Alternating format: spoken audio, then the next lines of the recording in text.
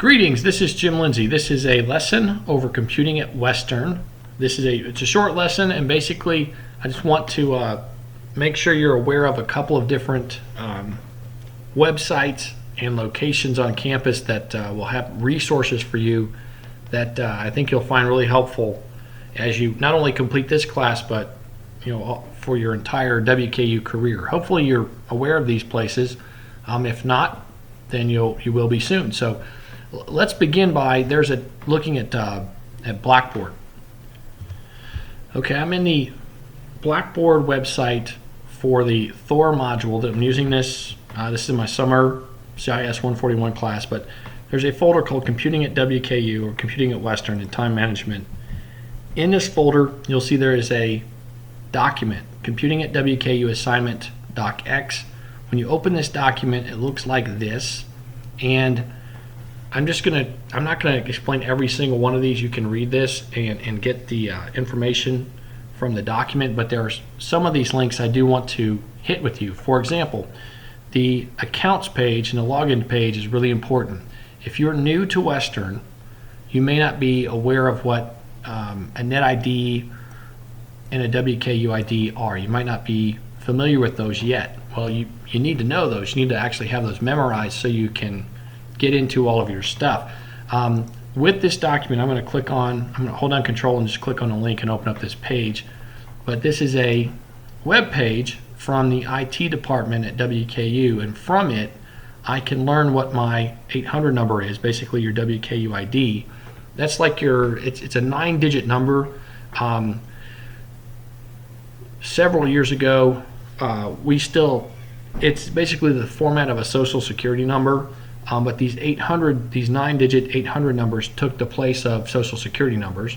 And with that, you'll do things like access TopNet and so on. This other credential, the NetID account, this is one that you're going to use for the portal, Blackboard, etc. You can get in to just about everything as well with this NetID. And its format is one that's it's 3 letters and then 5 digits, and so usually it's the first 3 consonants in your name and then 5 digits. And so you can use this page right here, and again, there's the link right there, but you can use that web page right there to figure out what your NetID is, your 800 number, as well as your your WKU ID, as well as what your NetID is. And so with those are the keys to the kingdom. From there you can access everything else. So that's the first thing I want to point out to you. If there's anybody brand new to Western, that's how you get your credentials and get into all your stuff. Now, the next thing I want to introduce to you is basically this portal down here.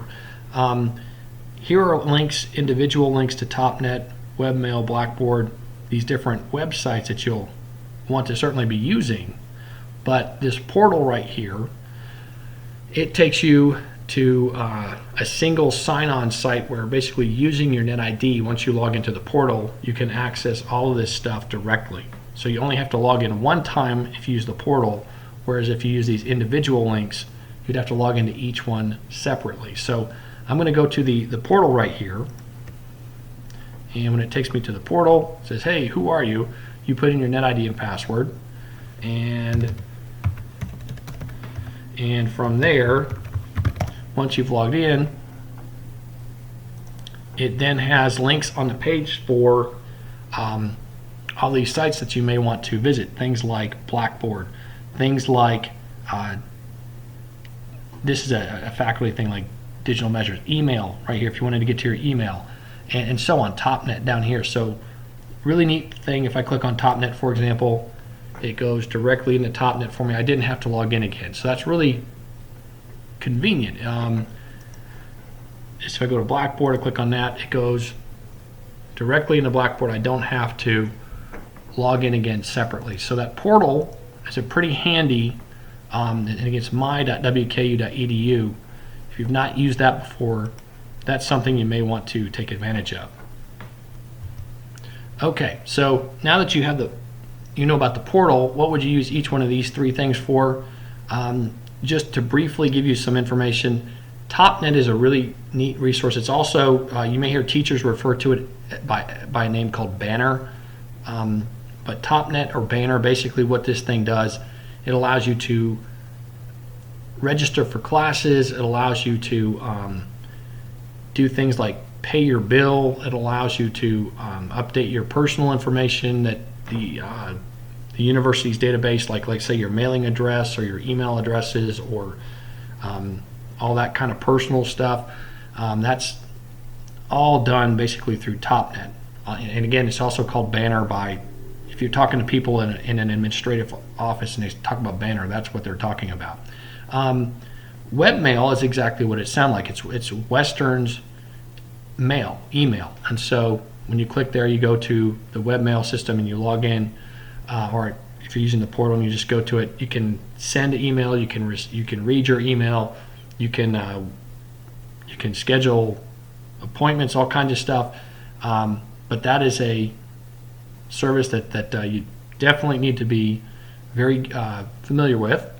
And then Blackboard, we've already looked at Blackboard in our class, for our class, but Blackboard is a really helpful learning management system, and it's not the only one out there. If you go into teaching, a lot of I'll mention education quite a bit because a lot of education majors take this class, but if you go into education, you may see stuff like WebCT or AngelFire or Moodle or different other learning management systems, but they all kind of do the same stuff, and we use Blackboard. Okay, let's skip on down here to number 4. I want to show you this link right here. I'm going to open this up. It's a real important, or can be a really important page for you. If you're going to be using WKU computer labs, this tells you where they're located, tells you how many computers are at each. It tells you hours, like summer lab hours and stuff like this, and that's really helpful. The easiest thing to remember is basically Mass Media and Technology Hall. That's right there in the center of campus. It's on Normal Drive. That's the biggest lab. It's open 24/7, and you'll see like it's going to be. Looks like there are 2 days where that doesn't even affect us, and so during our summer session, the lab at Mass Media Technology Hall is going to be open 24 hours, 7 days a week. So that's great.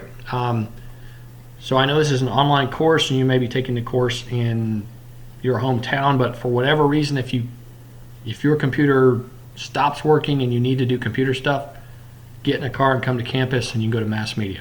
It's going to be open 24/7. So real helpful information that you can find at that web page right there. And then lastly, there are some links right here in number 5 that you can read about. They talk about things like copyright infringement and the help desk. These are services that you may need. One of the things I think is really cool about Western's IT department is that it's an authorized Dell repair center. So if you have a Dell computer, and many of us do, it's a very popular line of computers, and for whatever reason your machine starts to malfunction, you can take it to the ResNet office. It's up on the 3rd floor of Mass Media, and they'll do warranty work for you right there on campus. And so instead of having to box it up and lose your computer for a few weeks, you can go to Mass Media, take it up to the 3rd floor, and they can do things like replace screens or replace hard drives or fix keyboards and stuff like that right there on campus. And so that's something a lot of people don't know about. This copyright infringement policy is exactly what it sounds like. Basically, if you're using any sort of file sharing software that illegally is getting copyrighted stuff, then there's a policy on campus against that. If you're in a dormitory and that sort of activity is discovered, then they can block your internet access and so on. You can learn about that from that policy. As far as safe computing goes, we're going to be talking about that throughout several chapters in our book. And so in addition to what we learned about in the class, if you want to take a look at that, you can see some recommendations from the IT staff about how to keep yourself safe as you compute. So that is this document. Again, this is a short and sweet lesson, but I wanted to make a couple things couple of things apparent to you, such as the accounts and the portal. So thank you for your time and attention. Have a good day.